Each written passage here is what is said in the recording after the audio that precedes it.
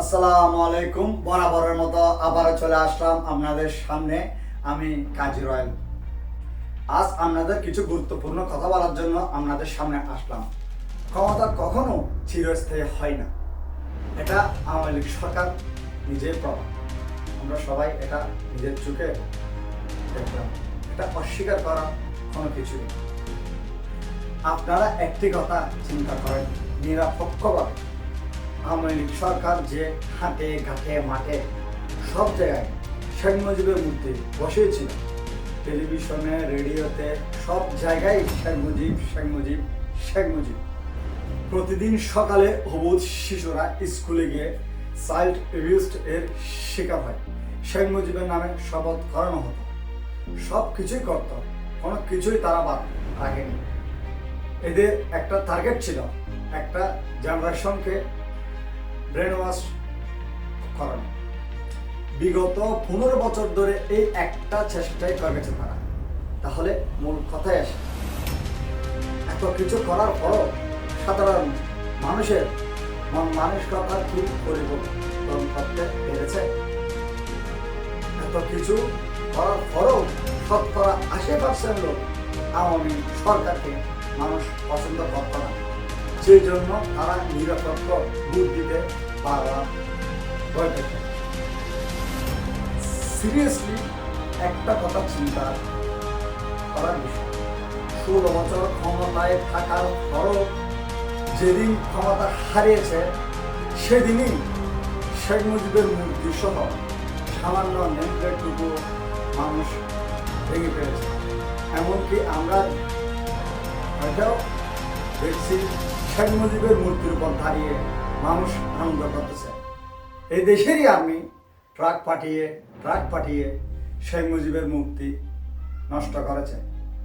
তাহলে আপনাদের সফলতা কোথায়? ভবিষ্যতে যারা সরকার গঠনে যাবেন, আপনারাও যদি ঠিক ওদের মতো হন, তাহলে আপনাদের অবস্থাও একই হবে। নিজের দলকে বড় করে দেখার কোনো কিছু নেই। বাংলাদেশ স্বাধীনের পর আওয়ামী লীগ সরকারই ছিল একটি দল, বর্তমানে বাংলাদেশে অনেক দল বড় বড়। এত কিছু করার পরও মানুষ আওয়ামী লীগ সরকারকে মন থেকে ভালোবাসেন। আওয়ামী লীগ সরকার বড় বড় প্রজেক্ট হাতে নিয়েছে, কিন্তু মানুষের মন জয় করতে পারেনি। তাই রাজনীতি করতে হলে আগে মানুষের মন জয় করাটা জরুরি।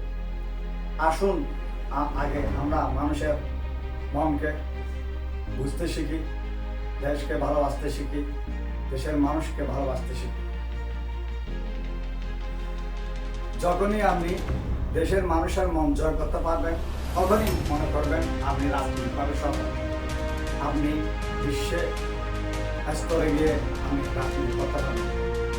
বাংলাদেশ গড়তে হলে আমাদের আগে সাধারণ মানুষের পাশে দাঁড়াতে হবে, সাধারণ মানুষের মনোভাব বুঝতে হবে, তাদের কি আশা আকাঙ্ক্ষা এগুলো বুঝতে হবে। তাহলেই আমরা একজন সফল নেতা হতে পারব। তাই আসুন সাধারণ মানুষকে ভালোবাসি, সাধারণ মানুষের পাশে থাকি, ক্ষমতাকে অপব্যবহার না করে আমরা সাধারণ মানুষকে পাশে আমরা দিয়ে নিজের মনের ভাবটা প্রকাশ করি, ওদের মনের ভাবটা প্রকাশে। সবাই ভালো থাকবেন, সুস্থ থাকবেন। আমার নেতা ডক্টর কর্নেল অলি আহমেদ বীর বিক্রম মহাদের জন্য দোয়া করবেন ও দোয়া করবেন অধ্যাপক ওমর ফারুক ভাইয়ের জন্য।